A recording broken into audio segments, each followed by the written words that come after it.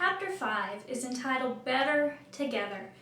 And it starts off with a story from Katie, and Katie talks about how the first few years after her daughter's diagnosis and having little babies running around, they were kind of a blur. Everything went together and every day was so much like the next, and when she woke up one day, she found herself on the fringes of friendship without real time to make meaningful connections, she says. She was alone, and not the healthy kind of alone.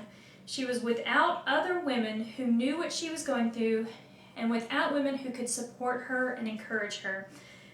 And I know we all wake up and think, I haven't talked to that person in so long, I haven't connected, I don't even know where to start anymore because I've been trying to do this on my own for so long, and nobody truly understands what I'm going through. So how can I have friends, make friends, and keep friends who will help me through this new phase in my life, this new challenge, and the things that are going on now for me?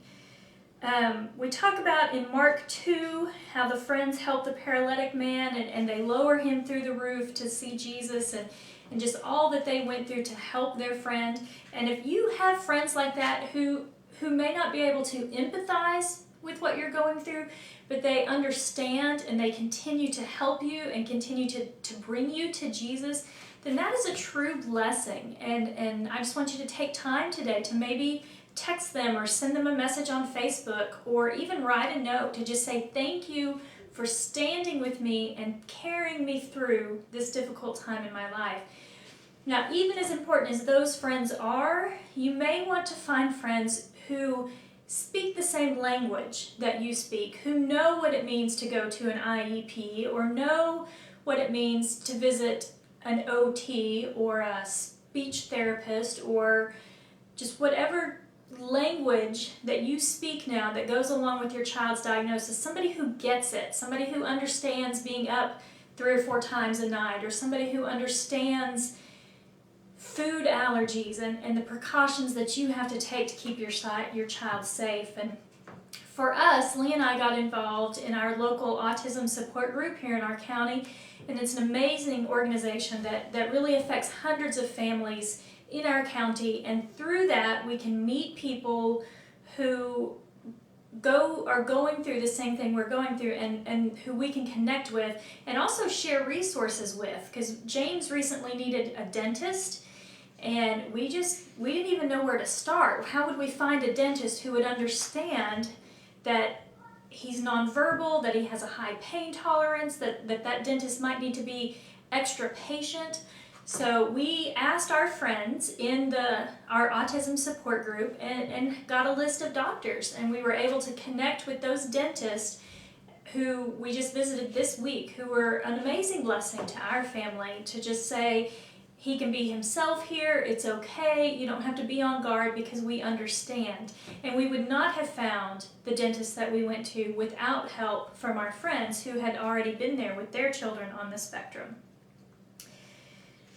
So if you're looking for community, if you still feel like you're out there alone, I just encourage you to just ask God to bring opportunities and bring people into your life. Katie, who we talk about, who gives her story at the beginning of the chapter, she runs online community groups, places where you can connect and be prayed for and be understood.